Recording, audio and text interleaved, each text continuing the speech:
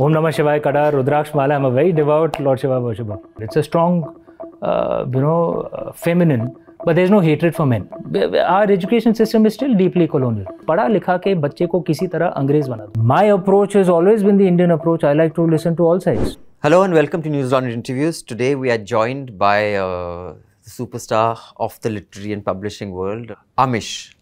This is called War on Lanka, and this is a part of the trilogy. This is part of the Ramchandra series. So it's the fourth book of the Ramchandra series. The first three were written in a multilinear narrative. You spoke about the perceived or real humiliations that Hindus have suffered from Muslim invaders. That the need for the calm to return would be if there is something equivalent to a peace and reconciliation, committee or commission, that you think it has the potential of making things worse from the point of view of I will be even more angry for something that happened like centuries ago. Even in the West, the crimes of slavery, the crimes of these things are being discussed. Yeah. Regrettably, in my view, I think in the West it's being done with a lot of anger, which is not good. I'm not white, but I see no reason to hate all whites today for what British Raj may have done in India. Why should I do that? What one should do. Often you are used as a prop to endorse a hatred that is all around us. For example, I was watching, your appearance on two of the channels. Where your sentence would end, the anchor would add a very provocative and needless addition to have the consciousness and awareness that this is what it's being used for. I am a character in this narrative. Philosophically, you remain detached. All of us are characters in all narratives. So you don't have a position on that. I try and speak to all sides. And I try and put across what my interpretation is. Beyond a point, I cannot control what others say. If I would speak to someone on the other side, they would add their narratives. I'm sure you'll add your, commentary on my video. It's not the same. I just want to correct. It's different. This is your quote. Maham Moitra herself is a Brahmin, whereas the PM, HM and President are not Brahmins. We have to fight against this sense of community guilt, unquote.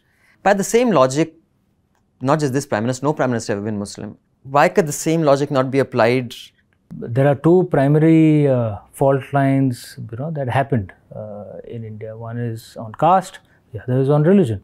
And much of caste atrocities have actually been spoken of, and I myself speak of it, and I've written articles on it.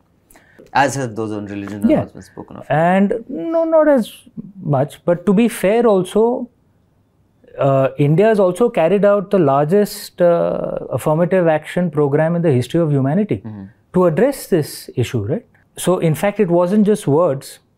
You saw the nation acting on it in action, right?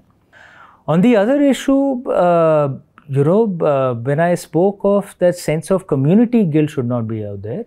In fact, in this very interview, I said the same thing, that you cannot hold Muslims responsible for what Aurangzeb or Bakhtiyar Khilji or Alauddin Khilji could have done. And I would have a similar approach to what you would call the privileged castes as well. Right. What would you call them? What are the challenges of writing a story that everybody knows? How do you make sure that it has something more than what everybody already knows? Indians never get bored of listening to the stories of our gods and goddesses again and again and again and again. We keep hearing them in various different interpretations. I don't know whether you've seen or heard of Sita Sings the Blues. That's a very feminist take on Ramayana and her take on it. If you're saying that, do I follow the one official story, then the counter question is, what is the one official story? Right. In some ways, it can be the most challenging thing to do.